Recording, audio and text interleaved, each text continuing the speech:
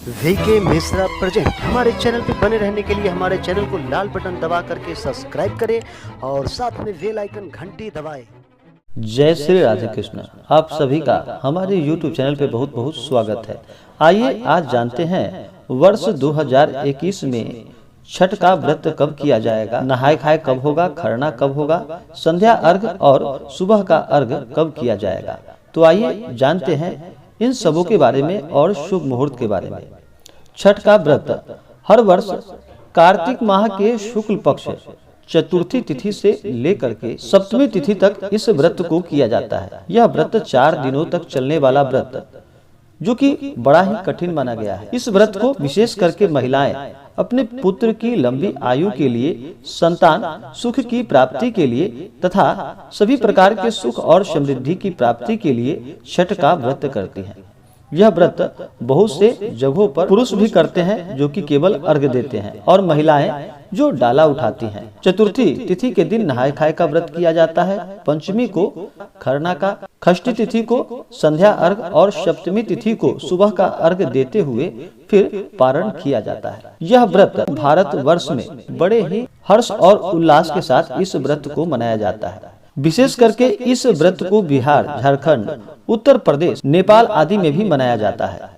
यह व्रत जो कि 36 घंटों तक निर्जला इस व्रत को रखा जाता है। इस व्रत के दौरान शुद्ध और सात्विकता का पालन करते हुए छठी माता का पूजन किया जाता है और भगवान सूर्य देव का पूजन किया जाता है। भगवान सूर्य देव की बहन जो कि षष्ठी देवी के नाम से जानी जाती है, ब्रह्मा जी के मानस पुत्री के रूप में षष्ठी देवी का छठ व्रत के दौरान पूजन किया जाता है।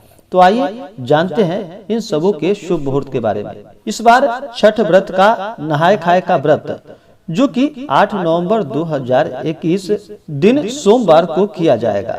नहाय खाए के दिन, इस दिन सुबह ब्रह्म मुहूर्त में उठ करके नित्य क्रियाओं से निवृत्त होकर के शुद्ध वस्त्र धारण करने के बाद अच्छे तरीके से स्वच्छ भोजन बनाया जाता है जो कि अरवा चावल और चने की दाल का चावल दाल बनाया जाता है, और फिर कद्दू का सब्जी जो कि सिंधा नमक युक्त वाला हो वह बना करके फिर नहाय खाए के दिन इसको खाया जाता है। अगले दिन जाकर के खरना का व्रत, खरना का व्रत जो कि 9 नवंबर 2021 दिन मंगलवार को किया जाएगा। इस दिन सुबह उठ करके स्नान करने के बाद, शुद्ध वस्त्र धारण करने के बाद दिन भर उपवास रहते हुए और संध्या के समय में इस दिन खरना किया जाता है। इस दौरान पूजा करने के बाद गुड़ मिश्रित खीर और रोटी बनाई जाती है। पूजा करने के बाद खरना करती हैं और इसे ग्रहण करती हैं।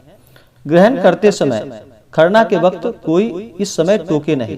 टोकने के बाद जितना आप भोजन ग्रहण कर चुके हैं उसके बाद फिर नहीं खाया जाता है। खरना करने के बाद उसके बाद फिर एक समय जो भी आपने खा लिया उसके बाद फिर यह व्रत आरंभ हो जाता है जो कि अगले दिन जाकर के संध्या अर्घ और उसके अगले दिन जाकर के सुबह का अर्घ देने के बाद फिर व्रत का पारण किया जाता है।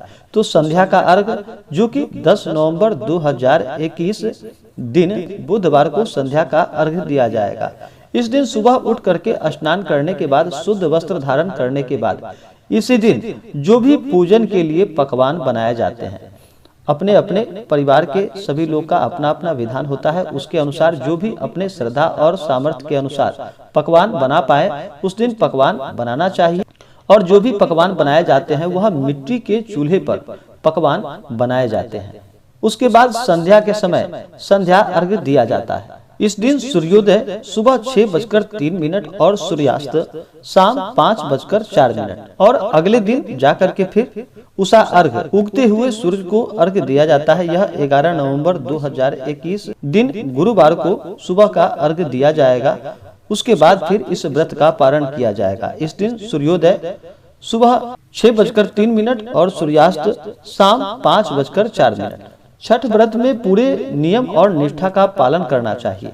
इस दिन सुबह में अर्घ देते हुए फिर उसके बाद व्रत का पारण किया जाता है। व्रत के पारण में अंकुरी खाकर के इस व्रत का पारण किया जाता है, नहीं तो जो भी फल हो जैसे कि केला, सेब आदि खाकर के भी आप इस व्रत का पारण कर सकते हैं। छठ के व्रत में विशेष प्रकार से जितने भी अपने सामर्थ्य और श्रद्धा के अनुसार फल हो वो इसमें चढ़ाना चाहिए और ज्यादातर इसमें हल्दी, अदरक और केला, ऊख, ये इन चीजों का सबसे ज्यादा प्रयोग किया जाता है। यह छठी माता को चढ़ाया जाता है।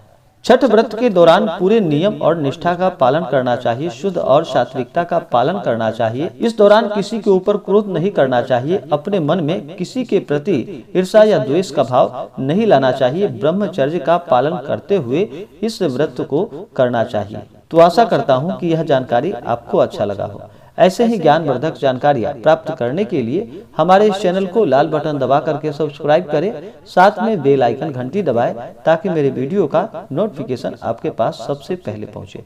वीडियो को लाइक और अपने मित्रों तथा दोस्तों के साथ शेयर करें। सुखी रहें और स्वस्थ रहें। जय श्री राधे कृष्ण। धन्यवाद।